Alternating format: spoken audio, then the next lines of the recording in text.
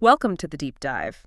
Today we're diving into something pretty special, I think. That feeling, when you step into a fictional world for the first time, maybe through a wardrobe or you're arriving at Hogwarts and it just clicks, like you feel like you're actually home. Oh, absolutely. That sense of belonging is huge. Yeah.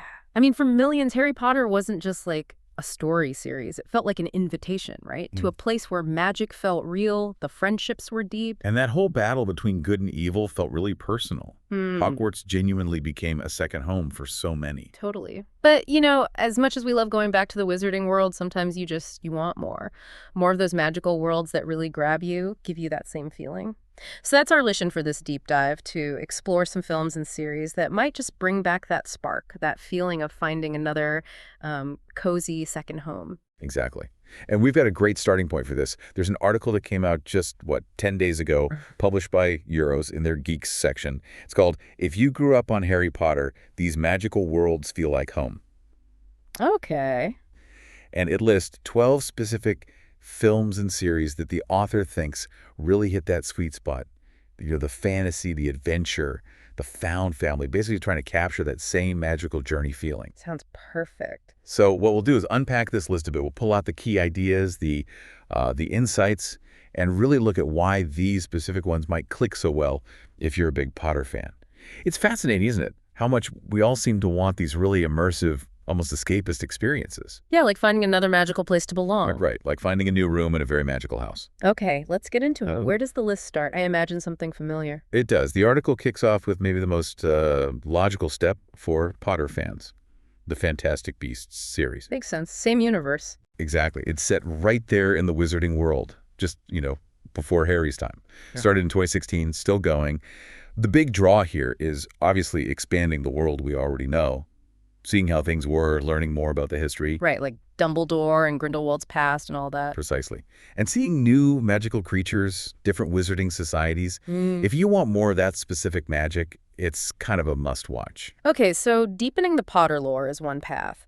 But what if you're looking for something totally new? A different kind of magic portal? Well, the article brings up a classic next, the Chronicles of Narnia. The films from 2005 to 2010. Ah, Narnia, stepping through the wardrobe. Exactly. It just nails that sense of wonder, doesn't it? Yeah. A bit like Harry seeing Diagon Alley for the first time. Yeah. You literally step into this world where animals talk, there are mythical creatures all over, and ordinary kids become heroes. That parallels strong, ordinary kids finding extraordinary destinies. Right. And beyond just the magic, Narnia has this focus on, clear moral choices, loyalty, the bonds of family, both real and found.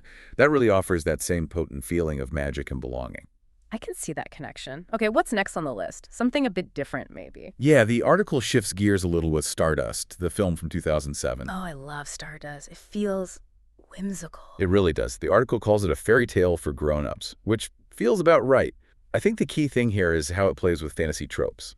It's self-aware, kind of witty, but still has genuine heart and stakes. Right, it's not taking itself too seriously, but the magic feels real. Exactly. It had that early Potter discovery feel, maybe before things got super dark, but with this clever, grown-up edge. Good for people who like some wit with their wonder. A lighter touch, but still magical. Got it. Okay, from whimsy to maybe something a bit darker.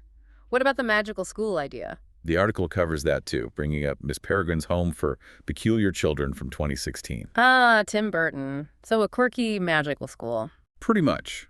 Think Hogwarts, but maybe darker, more mysterious. The students have these really unique, sometimes kind of eerie powers. Okay. It follows an orphan boy, much like Harry, who finds this hidden school for kids with strange abilities. The appeal, according to the article, is in the quirky characters, this cool time loop thing they have. Right, the time loop. Yeah, and how it blends that familiar magical school idea with this very distinct sort of gothic, peculiar vibe. Interesting.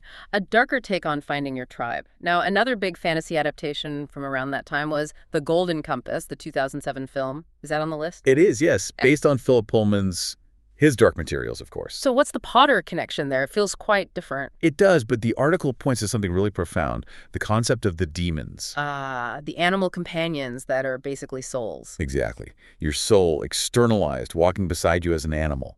It dives deep into identity, connection, the essence of a person. That really resonates with Potter fans who love the magical bonds, like, Patronuses or familiars. Mm-hmm. That idea of your inner self being tangible. Yeah, it makes every relationship, every journey feel incredibly personal and significant. Okay, that's a compelling link. Mm. What about worlds hidden within our own, like discovering magic exists right here? Good transition. The article recommends the Percy Jackson and the Olympian series, the 2010 film, and of course the new Disney Plus reboot that's coming. Right. Greek gods in the modern world. Precisely. And the appeal for a Potter fan is pretty clear, isn't it? Percy discovers this whole vibrant mythological world hidden just under the surface. Like Harry discovering the wizarding world? Exactly. Oh. He finds out he's a demigod, there's a secret camp. It's that same thrill of realizing there's this powerful secret world you actually belong to. Full of gods, monsters, destiny, all that stuff. Yeah, that discovery element is key. And the reboot seems promising. Definitely hoping it captures the book's magic better. Okay, moving on. What if you grew up with Potter but now want something? Maybe a bit more adult, still magical, but maybe grittier? For that, the article points to The Magicians, the TV series that ran from 2015 to 2020. Ah, yes, Breakbills University. Definitely darker. Oh, yeah. It's way more adult than Harry Potter. It gets into the messy realities and consequences of magic, but it absolutely has that magical university feel. Right. The students are learning real, often dangerous magic, and they face some seriously complex emotional stuff, existential crises. It gets pretty intense. It does, but it's smart, full of twists, and surprisingly emotional. The article suggests it appeals to that same desire for magic that feels, real and challenging, especially if you liked how the Potter series grew up with this audience. Good point. Okay, let's pivot from darker magic. Is there anything lighter, more purely enchanting on the list? Absolutely. The article includes Ella Enchanted from 2004. Oh, that's a fun one. With Anne Hathaway. Yeah. It's a very lighthearted take on a fairy tale. Ella's cursed with obedience, trying to break free. What's the key appeal there for a Potter fan, besides just being magical? I think it's that pure, kind of unashamed magical charm. It's funny. Has a strong female lead fighting her circumstances. It's less about huge battles and more about inner strength, finding your voice. The feel-good magical escape. Exactly. A nice callback to the more whimsical side of magical stories. Okay, now the article mentions some animation too, right? Which can be incredibly immersive. It does, starting with a true masterpiece. Studio Ghibli's Howl's Moving Castle from 2004. Ghibli always delivers that sense of wonder. Totally. And Howl's is just visually stunning, isn't it? But it's also got this really heartfelt story about love, magic, finding yourself, and the world itself, this sort of whimsical, steampunkish setting, feels so lived in, even though it's completely fantastical. Yeah, the castle itself feels like a character. It really does. The unique characters, the imaginative magic, the emotional depth. It just has this warmth that draws you in. It definitely offers that cozy home feeling, but in a totally different way. Speaking of unique, immersive worlds, what about something with puppets? Ah, yes. The article highlights The Dark Crystal, both the original 1982 film A classic. and the amazing prequel series on Netflix, The Dark Crystal, Age of Resistance from 2019. Which was fantastic. Shame it didn't get more seasons. Agreed. But what stands out with both is just the sheer level of world building through puppetry. It's incredible. It really is its own complete universe. Absolutely. A super rich, detailed fantasy world, intricate magic systems, ancient prophecies, these really compelling, complex creatures. It's the kind of world Potter fans can just get lost in, Yeah. Feels totally transportive. A real testament to creative vision. Is there more animation on the list? One more standout. The Secret of Kells from 2009. Oh, Cartoon Saloon. Visually stunning. Utterly gorgeous. It has this deep, almost mystical quality, drawing heavily on Celtic myth and art style. It's about the Book of Kells, right? Yeah, a young boy in this medieval Irish monastery who gets involved in protecting and completing this magical illuminated book while facing down ancient darkness. The unique art style is breathtaking, but it's also the story's focus on, like, the power of knowledge, art, and history that creates this sense of profound wonder. A bit like uncovering secrets within Hogwarts, maybe. I like that comparison. Okay, we must be near the end of the list. What's the final recommendation? The final one is a more recent hit series, Shadow and Bone, which started in 2021. Based on the Grishaverse books. Big fan base there. Huge.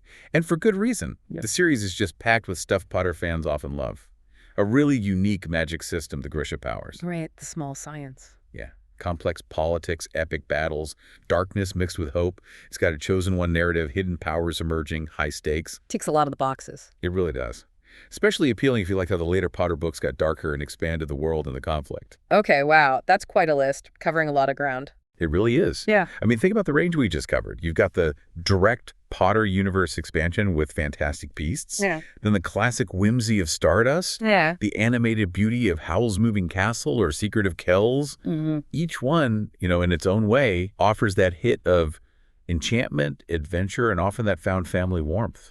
Yeah, and that's really the heart of it, isn't it? It doesn't matter if you're pulled towards the darker mysteries, like in Miss Peregrine, or maybe the more grown-up magic in The Magicians, or maybe the big epic scope of Narnia, or the Golden Compass with its demons, or even the really unique worlds like the Dark Crystal or Shadow and Bone. There seems to be a new potential cozy second home out there for everyone.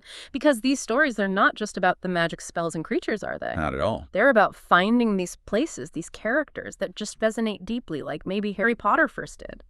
And that connects right back to why Potter itself works so well, I think. So many of these recommendations, they touch on those core themes.